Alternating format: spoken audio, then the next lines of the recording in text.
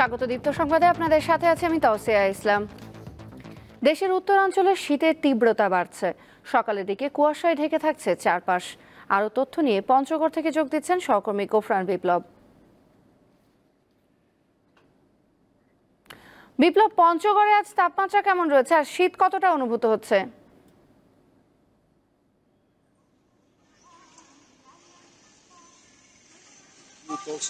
শীত প্রবণ এলাকা হিসেবে পরিচিত সর্বোত্তরের জনপদ পঞ্চগড়। এই এলাকায় শীত অন্যান্য জেলার তুলনায় একটু আগেভাগে শুরু হয়। হিমালয়ের পাদদেশে অবস্থান হওয়ার কারণে শীতের তীব্রতা আমরা বেশি অনুভূত করতে পারি। আজ সকালে আমি তেঁতুলিয়া আবহাওয়া অফিসের সাথে কথা বলেছি। তেঁতুলিয়া আবহাওয়া অফিসের পর্যবেক্ষণ কর্মকর্তা রকনুজ্জামান তিনি আমাকে জানিয়েছেন আজ সকাল 9টায় সর্বনিম্ন তাপমাত্রা 10.3 ডিগ্রি সেলসিয়াস রেকর্ড করেছে। গতকাল এই তাপমাত্রা ছিল 11.3 ডিগ্রি সেলসিয়াস এবং দিনের সর্বোচ্চ তাপমাত্রা ছিল 29.2 ডিগ্রি সেলসিয়াস। শীতকাল যত ঘনিয়ে আসবে এই শীতের তীব্রতা তত বাড়তে থাকবে। সকাল সকাল আমরা সূর্যের মুখ দেখতে পেলেও দুপুরের পর থেকে বিকেলের পর থেকেই মূলত শুরু হয় ঠান্ডা বাতাস আর ঘন কুয়াশা। রাত যত গভীর হয় ততই এর তীব্রতা বাড়তে থাকে। আজ সকালে আমরা সকাল সকাল সূর্যের রোদ আমরা দেখতে পাচ্ছি, কিন্তু বিকেল হতে না হতেই হিমালয় থেকে প্রবাহিত হওয়া হিমশীতল বাতাসে কনকনে ঠান্ডা বিপর্যস্ত হয়ে পড়ছে এই অঞ্চলের জনজীবন। বিশেষ করে খেটে খাওয়া মানুষ আছে যারা, তাদের আসলে দুর্ভোগের শেষ থাকে না। বিশেষ করে ভ্যান চালক, রিক্সা চালক, ডে লেবার, এদেরকে সকাল সকাল কাজে যোগ হয়, কিন্তু ঠান্ডার কারণে কনকনে ঠান্ডার কারণে তারা সকাল সকাল কাজে যোগ দিতে পারছে না এবং তাদের আয় ইনকামও অর্ধেকে নেমে এসেছে। এই ছিল আমার কাছে পঞ্চগড় থেকে সর্বশেষ তথ্য। সহকর্মী গোফরান বিপ্লব জানাচ্ছিলেন পঞ্চগড় থেকে। দেশের বাজারে শীতকালীন সবজির সরবরাহ বাড়ছে, তবে দাম বেশি। এ বিষয়ে জানাতে কুষ্টিয়া থেকে যোগ দিচ্ছেন সহকর্মী দেবেশ সরকার। দেবেশ, কুষ্টিয়ার বাজারে সবজির সরবরাহ আর দাম কেমন দেখছেন?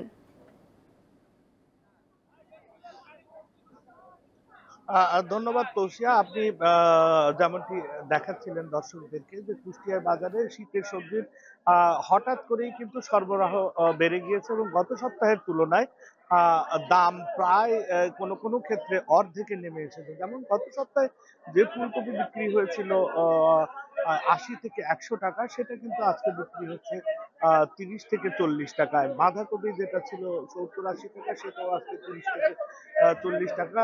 এছাড়া নতুন আলু, শীতের অন্যতম যে প্রধান সবজি নতুন আলু, যেটা আগে বিক্রি ছিল বাজারে গত সপ্তাহে 110 টাকা কেজি, আজকে কিন্তু সেটা 80 টাকা কেজি। কিন্তু পুরনো যে আলু রয়েছে সেটা 75 টাকা কেজিতে বিক্রি হচ্ছে। এর বাইরে পালং শাক রয়েছে, যেটা অন্যতম প্রধান খাদ্য শীতের বলে পরিগণিত হয়। সেই পালং শাকের দামও কিন্তু গত সপ্তাহে প্রায় 70 টাকা, 80 টাকা, 100 টাকা কেজি ছিল। আজকে কিন্তু 30 থেকে 40 টাকা কেজিতে পালং শাক বিক্রি হচ্ছে। তবে বেগুনের দামটা একটু বেশি রয়েছে, যেটা গত সপ্তাহে 80-90 টাকা ছিল, সেটা আজকে 60 টাকা বিক্রি হচ্ছে। তবে কমতির পথে, সমস্ত সবজি কমতির পথে। এছাড়া বাজারে প্রচুর পরিমাণে সরবরাহ রয়েছে শীতের শাক সবজি সহ অন্যান্য যেসব ফলমূল রয়েছে শীতের, সেগুলোর। এবং মোটামুটি আমরা বিক্রেতাদের সঙ্গে কথা বলে দেখেছি যে আগামী সপ্তাহে কিন্তু এই যে দাম যেটা এখন আসছে, এইটা কিন্তু আরো কমে যাবে এবং দিন যত যেতে থাকবে শীতের সবজির সরবরাহ কুষ্টিয়ার মার্কেটে বাড়তে থাকবে এবং এখানে দামও কিন্তু কমতে থাকবে। আপনারা জানেন যে বাংলাদেশের অন্যতম সবজি উৎপাদনকারী একটি অঞ্চল হচ্ছে কুষ্টিয়া এবং এইখানে কিন্তু মধ্যস্বত্বভোগীদের সংখ্যা কম থাকার কারণে বাজারে প্রায় সরাসরি কৃষকরা এসে তাদের পণ্য বিক্রি করতে পারেন, যার কারণে কুষ্টিয়াতে কিন্তু অন্যান্য জায়গা থেকে সবজির দাম কম হয়ে থাকে। তৌসিয়া, এই ছিল আমার কাছে কুষ্টিয়ার সবজি বাজার থেকে সর্বশেষ পরিস্থিতি। সহকর্মী দেবেশ সরকার জানাচ্ছিলেন কুষ্টিয়া থেকে। জামায়াতে ইসলামীর আমির শফিকুর রহমান বলেছেন, বৈষম্যহীন বাংলাদেশ গড়তে চায় তার দল, যেখানে সব মানুষ মর্যাদার সাথে তাদের অধিকার ভোগ করবে। গতকাল যশোর শহরতলির চাঁচড়া চেকপোস্ট মোড়ে এক পথসভায় তিনি কথা বলেন। শফিকুর রহমান বলেন, মুসলিম, হিন্দু, বৌদ্ধ, খ্রিস্টান সবাই মিলে দেশের জন্য যুদ্ধ করেছে, তাই জাতীয় ঐক্য ধরে রাখতে হবে। কেউ যাতে ঐক্য নষ্ট করতে না পারে সেজন্য সকলকে সজাগ থাকতে হবে।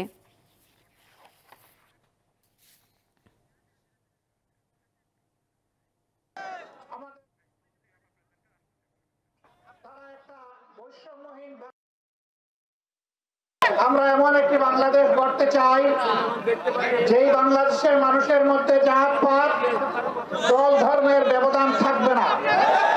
সমস্ত মানুষ এদেশের নাগরিক হিসাবে তারা মর্যাদার সাথে তাদের সকল বৈধ অধিকার নিজ নিজ জায়গা থেকে তারা ভোগ করবে। আবারও খোলা হয়েছে কিশোরগঞ্জের পাগলা মসজিদের দান বাক্স। 3 মাস 14 দিন পর আজ মসজিদের 11টি দান বাক্স খোলা হয়েছে। সেখানে রয়েছেন সহকর্মী তোফায়েল আহমেদ। তোফায়েল, আজ কত বস্তা টাকা মিলেছে আর গণনা কখন শুরু হবে?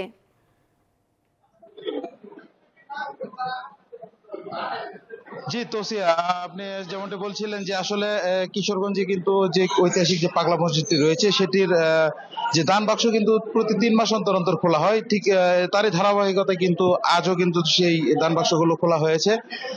এবার আসলে যে দান বাক্সের পরিমাণ সেটি 11টি দান বাক্স থেকে মোট 29 বস্তা টাকা কিন্তু আসলে পাওয়া গিয়েছে এবং সেটির গণনা কাজ কিন্তু এখন চলছে। ঠিক আমার পেছনেই দেখতে পাচ্ছেন যে আসলে এখানকার সেটি কিন্তু চলছে।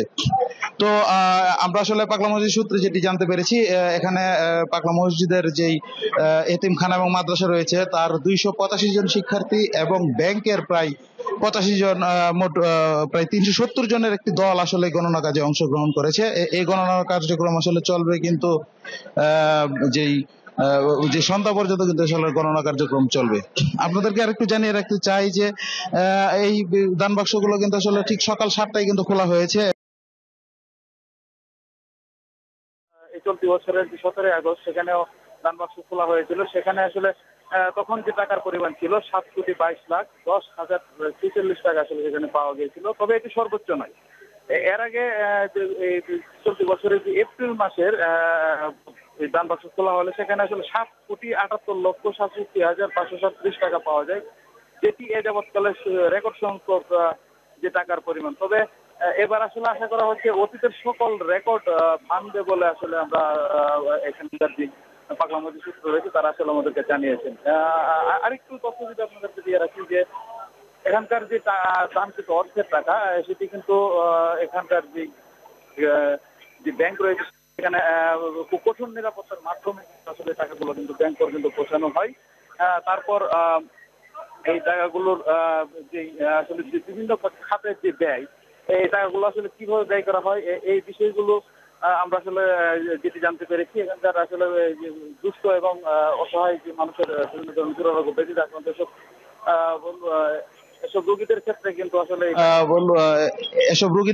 কিন্তু আসলে এই টাকাগুলো ব্যবহার করা হয়। তো এই গণনা কার্যক্রম আজ রাত প্রায় সন্ধ্যা পর্যন্ত চলবে বলে আসলে আমরা জানতে পেরেছি এবং প্রতিবার এমনটি হয়। তো এই ছিল মূলত কিশোরগঞ্জের পাগলা মসজিদ থেকে আমার কাছে সর্বশেষ তথ্য। সহকর্মী তোফায়েল আহমেদ জানাচ্ছিলেন কিশোরগঞ্জ থেকে। 10 দিনের সফরে যুক্তরাজ্যের লন্ডনের উদ্দেশ্যে সকালে ঢাকা ছেড়েছেন বিএনপি মহাসচিব মির্জা ফখরুল ইসলাম আলমগীর। সকাল 8টা 20 মিনিটের দিকে বাংলাদেশ বিমানের একটি ফ্লাইটে স্ত্রীকে নিয়ে ঢাকা ছাড়েন তিনি।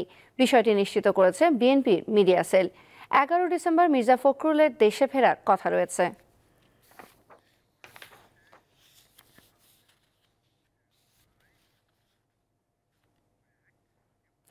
ইসকনকে নিষিদ্ধ করা না হলে কঠোর কর্মসূচির হুঁশিয়ারি দিয়েছে হেফাজতে ইসলাম বাংলাদেশ। গতকাল রাজধানীর বায়তুল মোকাররমের সামনে সমাবেশে দলটির নেতারা বলেন, চট্টগ্রামের আইনজীবী সাইফুল ইসলাম হত্যায় জড়িতদের বিচার দ্রুত নিশ্চিত করতে হবে। প্রয়োজনে আবারও শাপলা চত্বরে জমায়েতের হুঁশিয়ারি দেন তারা।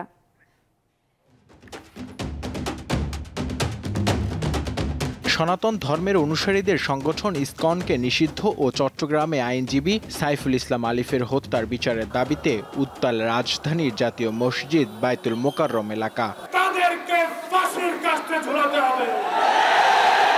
পূর্ব ঘোষিত বিক্ষোভ কর্মসূচির অংশ হিসেবে জুমার নামাজের পর মসজিদের উত্তর গেটে জড়ো হন হেফাজত ইসলাম বাংলাদেশের নেতাকর্মীরা। এতে অসংখ্য মুসল্লি এবং কয়েকটি ইসলামিক দলের নেতাকর্মীরাও অংশ নেন। ভারতের কোনো ট্যাবলেট বাংলাদেশে আর খাওয়ানো যাবে না। ইসলামের বিরুদ্ধে বলা মানে হিন্দু ভাইদের বিরুদ্ধে বলা নয়। হিন্দু ভাইদেরকে বলছি আমরা আপনাদেরকে প্রোটেকশন দিব। ইসকন নিষিদ্ধের দাবি জানিয়ে হেফাজতে ইসলাম ও অন্য ইসলামিক দলগুলোর নেতারা বলেন, বিষয়টি নিয়ে গড়িমসি করা হলে কঠোর কর্মসূচি দিতে বাধ্য হবে তারা। ভারত এবং আওয়ামী লীগের যৌথ প্রযোজনায় ইসকন তৈরি করা হয়েছে। এই ইসকনকে নিষিদ্ধ করার মধ্য দিয়ে আওয়ামী লীগ এবং ভারতকে স্পষ্ট বার্তা দিতে হবে, বাংলাদেশ তোমাদের ষড়যন্ত্রের কাছে মাথা নত করবে না। আমরা আল্লাহর কসম করে বলছি, যদি বাংলাদেশের তৌহিদি জনগণ একটা বার জেগে ওঠে, এর আগের মানুষ যাতে পালানোর পথ পেয়েছে, আপনারা কিন্তু পালানোর পথে পাবেন না ইনশাআল্লাহ। কোন ষড়যন্ত্র হয় হেফাজত ইসলাম করে বসে থাকবে না, আবার সত্যাযত্ন হবে।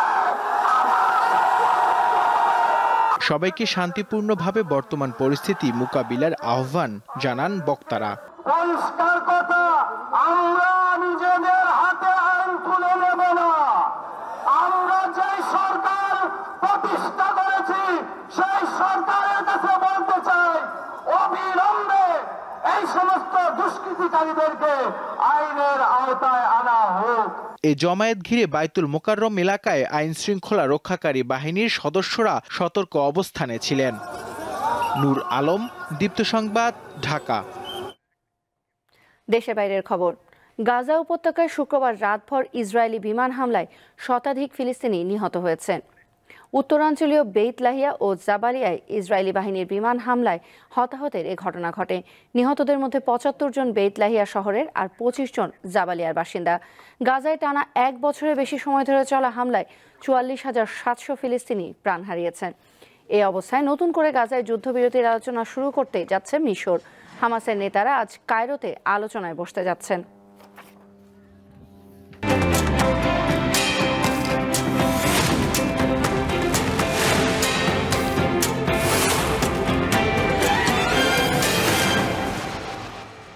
এবারে জানাবো এক নজরে দৈনিক পত্রিকার শিরোনাম।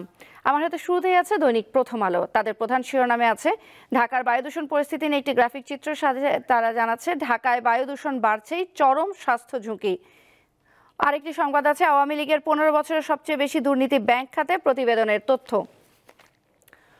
দৈনিক যুগান্তরের মূল শিরোনামে আমরা দেখতে পাচ্ছি সংসদ নির্বাচন ঘিরে বিএনপি ও জামায়াত তৎপর, মাঠ গোছাচ্ছে দুই দল। এর বাইরে আছে চট্টগ্রামে আইনজীবী সাইফুল হত্যাকাণ্ডে জড়িত ৩০ জনকে খুঁজছে পুলিশ। দৈনিক সমকালের প্রধান শিরোনামে আছে নিয়ম নীতির তোয়াক্কা না করে বাড়ে ওষুধের দাম। এর বাইরেও মির্জা ফখরুল ইসলাম আলমগীরের একটি বিশেষ সাক্ষাৎকার আছে, অন্তর্বর্তী সরকারের ব্যর্থতা মানে জাতির ব্যর্থতা। দৈনিক কালের কণ্ঠের প্রধান শিরোনামে আছে এই নভেম্বরে রোগী ২.৫ গুণ বেশি, ডেঙ্গু পরিস্থিতি। এর বাইরেও আছে সংখ্যালঘুরা আগের চেয়ে বেশি নিরাপত্তা পাচ্ছে, ভয়েস অফ আমেরিকার তথ্য প্রতিবেদন এটি। ভারতের দ্বিচারিতা নিন্দনীয় ও আপত্তিকর বলেছেন আইন উপদেষ্টা আসিফ নজরুল। দৈনিক বণিক বার্তার প্রধান শিরোনামে আছে ২০২২ সাল থেকেই বাড়তে থাকে সরকার পতনের সংখ্যা, বেড়ে যায় অর্থ পাচারও মার্কিন নিষেধাজ্ঞার প্রেক্ষিতে। এর বাইরেও আছে মণি সিংহের আপোষকামী নীতিতে পথ হারায় সিপিবি, এটি তাদের নিজের একটি প্রতিবেদন। দেশের রাজনীতি ও ভূ রাজনীতি নিয়ে শনিবারের বিশেষ আয়োজন তাদের। এছাড়াও আছে ৪ বিভাগে বৃষ্টির আভাস, কমবে দিনের তাপমাত্রা, তেঁতুলিয়ায় নামলো ১১.৪ ডিগ্রিতে। দৈনিক ইত্তেফাকের প্রধান শিরোনামে আমরা দেখতে পাচ্ছি সংকটে কারিগরি শিক্ষা, এক যুগে লক্ষ্যমাত্রার অর্ধেকও অর্জিত হয়নি। এর বাইরে আছে নিজ দেশে মুসলিমদের উপর অসংখ্য নির্মমতা নিয়ে ভারতের অনুশোচনা নেই, এটা দ্বিচারিতা ফেসবুক পোস্টে জানিয়েছেন আসিফ নজরুল। এই ছিল আজকের প্রধান পত্রিকার শিরোনামগুলো। শেষ করছি দীপ্ত সংবাদ। আমাদের পরবর্তী সংবাদ বেলা ১২টায় দেখার আমন্ত্রণ রইল। এছাড়াও অনলাইনে আরো নতুন তথ্য পেতে যুক্ত থাকুন দীপ্ত ডিজিটাল প্ল্যাটফর্মগুলোতে।